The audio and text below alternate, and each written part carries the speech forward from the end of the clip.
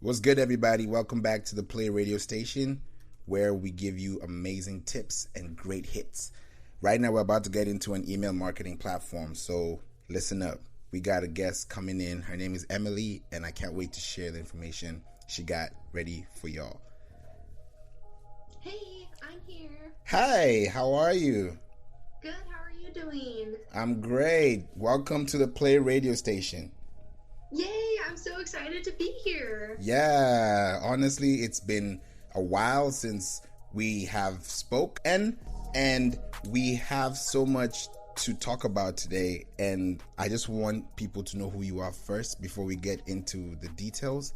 So would you mind introducing yourself and letting people know who you are? Yeah. My name is Emily Myrick from emailcoachemily.com, and I help entrepreneurs and small business owners start their email list. And this is a brand new kind of business for me. I've been a blogger and a corporate sales employee for many years, but I'm kind of excited to be combining both the experience from blogging and from corporate sales into this new business. And I'm so passionate about helping entrepreneurs grow their business through their email list. Wow, that's a big one. That's a big one. It's a really, a thing that intimidates a lot of small business owners and entrepreneurs, but it is so essential for your business. And I'm sure you know that because you have a big email list too. So Yeah. Emailing is one of the ways that people get information the fastest, and the most professional way to do it is through that. But not everybody knows how to, because there's so many essential things that you have to take into consideration before you send out an email. There's a testing. So there's so much that I want us to, cover. But first, I wanted to know what your background story is. You've told us a little bit about yourself, but let's go way back. Let's start with the passion. What drives you? What's your background story? Yeah, my real passion is really in helping people. I started off blogging 3 years ago because I just loved helping women with their marriage and with homemaking. And I always had it in the back of my mind that maybe I would get into the business space further down the road, because I'm also like I was saying, a corporate sales employee. I actually sell greenhouse supplies to greenhouse growers in the 4-state area here in the Midwest. And I love that job. It is so much fun. I get to help. Basically, I tell people I help farmers grow flowers. Wow. And so really helping people is the centric passion. That's why I do what I do. And when I started helping people with their businesses, with setting up email lists, I really love to get into that more. And my first client that I helped her set up her email list, she told me that she wants to build her own business so that she can work from home and be a mom on her own terms. And really, that's my passion too. I want to be able to work from home and, be my own boss so that I can take care of my kids, future kids. I don't have any now. Oh, I was about to ask you. Yeah. So really being able to help other people with their dreams too, that is just, it really lights me up. That's great, because when you see somebody smile because of what you've done, you give them added value that they didn't have before you met them or before they met you. So that interaction, that interaction is so important, because that way you can be able to relate with them and they can trust you, because that's the number one bottom line for anything. Absolutely. Yeah. And with that story, I'm sure you've developed a 3-step daily routine, because you do a lot of stuff, but right. But there's definitely a method to your madness, and that's what everybody has. So for you, how do you incorporate all this within a 3-step process? Right. You're absolutely right with I got a lot going on. So one of my favorite YouTube channels, Erin on Demand, she actually came up with this big 3, or your daily 3 tasks that you should focus on, and those are like your priorities. Those are your main 3 priorities. I've kind of adapted that for myself since I do have so much going on, and kind of segmented that into my life. So I have like a big 3x3. So I have 3 big things that I get done every day for my home, to serve my family, and I have 3 main things that I get done in my business, Email Coach Emily, and then I also have 3 big things that I try to focus on for my corporate job, as a sales employee. Since I'm a side business lady, I've got so much going on, I have to keep my priorities in line, because when I find that I don't do that is when I start to get completely overwhelmed with everything that I have to do. Wow. So that's process, has it helped you, go through the madness and the impromptu meetings and all those crazy stuff that could happen in the middle of a Friday, for example? Oh, yes. Yeah, because when you have so much going on and you have, things that are coming up, to sit down once a week, I sit down on Fridays and I plan out my week and I assign those 3 big things. As long as I focus and get those 3 things done, then I know I'm on track and that I can, improvise, and, when things come up, I can adapt to that. But at least I have some kind of a standard to go back to and make sure, like, okay, I am making the progress where I need to in my business, for my home. So things, I'm a very organized person, and working from home, if your home is a complete disaster, you're not going to be as productive. So that's so important. Right. That's a big thing to look at, because even for me, when I wake up really early, and the first thing I'm doing after, thanking God for a new day, it's like I'm on to work and on to the next thing, so that I can be able to take advantage of my time. Because if I wake up at 4 a.m., before 7 a.m., I've probably done a couple of stuff on my list, and it helps the rest of the day, because now you have less to work with. So I know for you, with your process, you can be able to get through the week and, schedule in advance. Is there anything like an app or a planner that you have that you would recommend, or it's typically from on demand? Oh, Trello, hands down. I love Trello. That is how I organize everything for my life and for my business and for my corporate job. Like, it's all in Trello, and Trello is a free software. I love it because you can access it from any device. So I've got, my corporate computer, my business computer, my phone.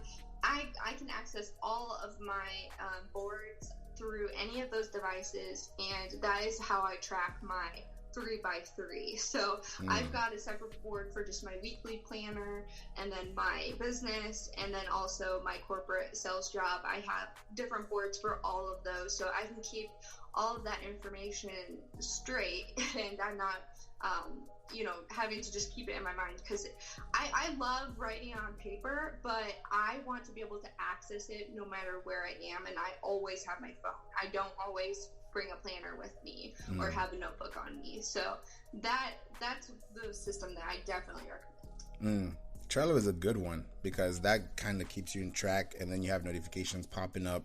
It's not like your calendar, it's more like your planner, and it's outside the calendar because there are holidays and other good stuff going on.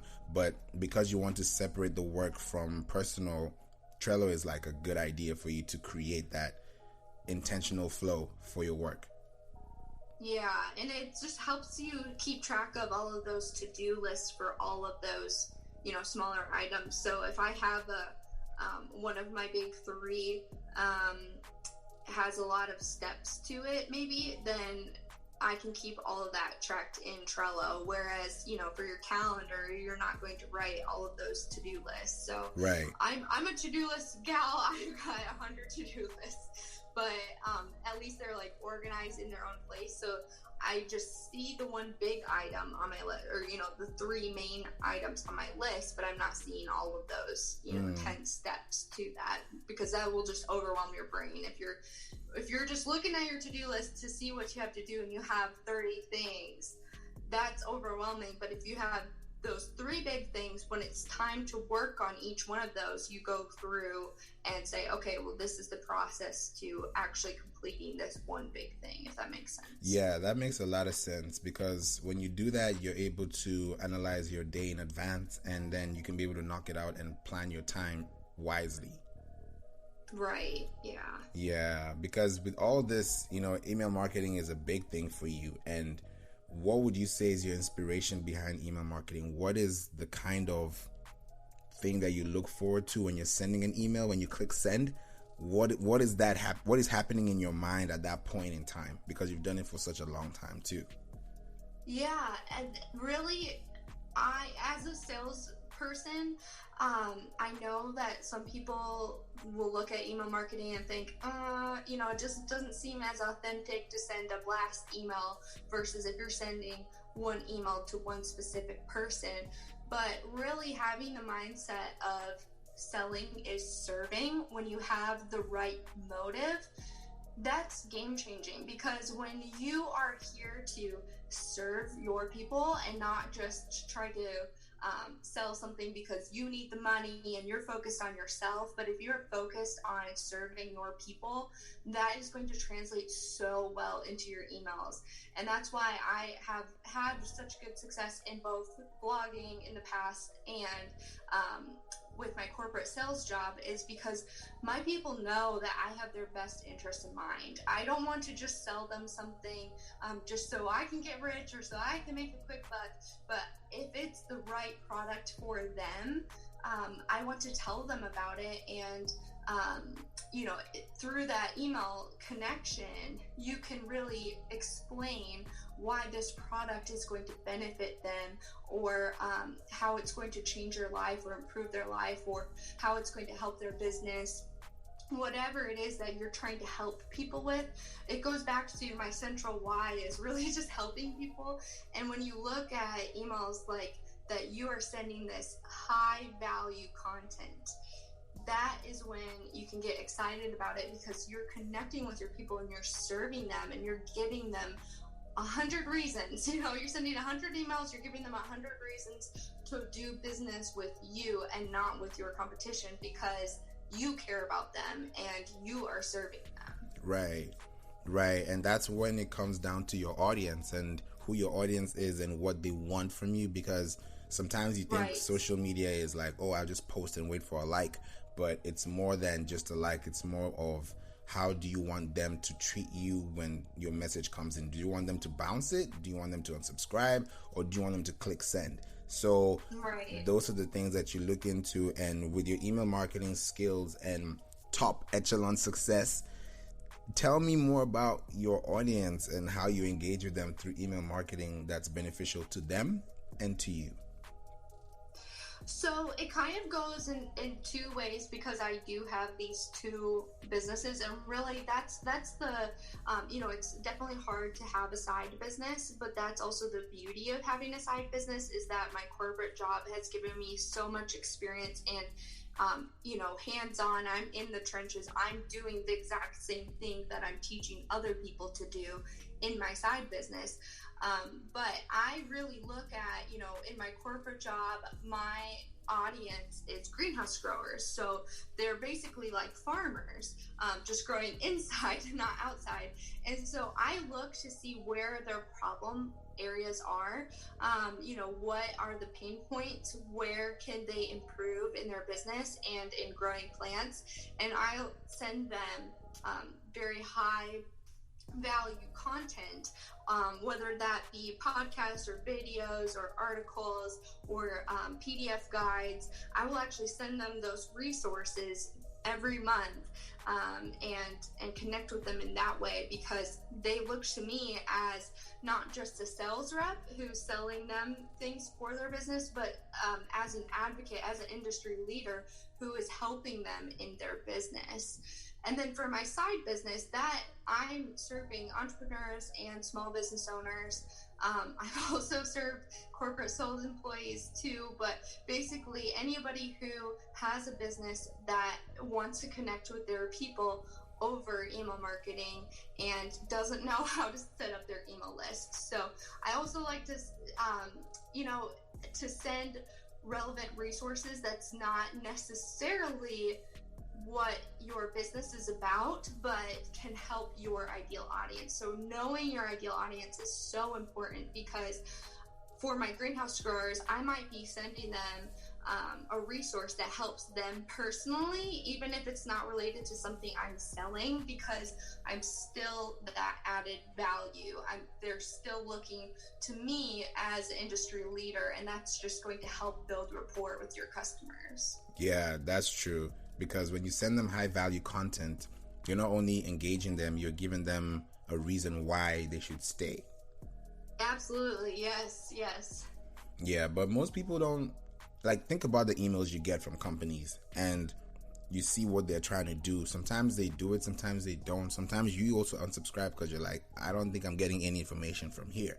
So how do you put that into your scope of work that is beneficial to you today? Because emailing has been done back in the day from Yahoo, AOL.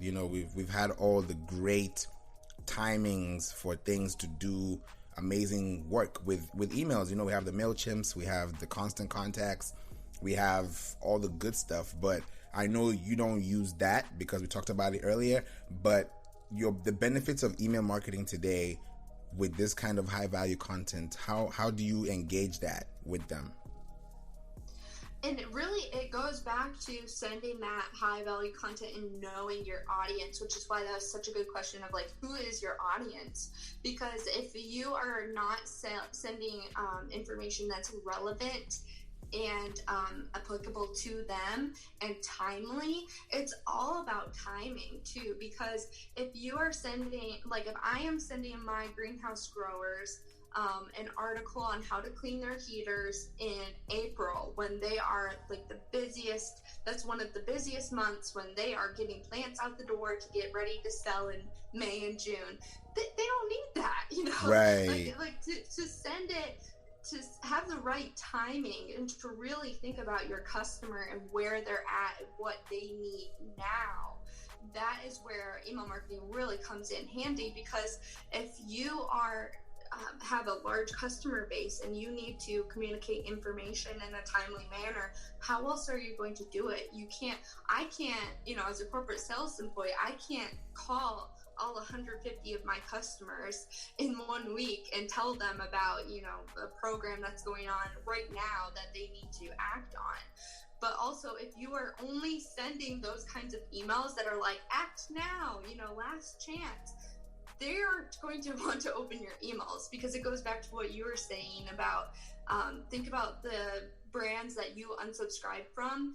If I'm getting constant emails that's just, last chance, 50% off, but they're not actually adding any kind of value to my life, I'm like, you're just trying to sell me something. You're not actually trying to help me out here.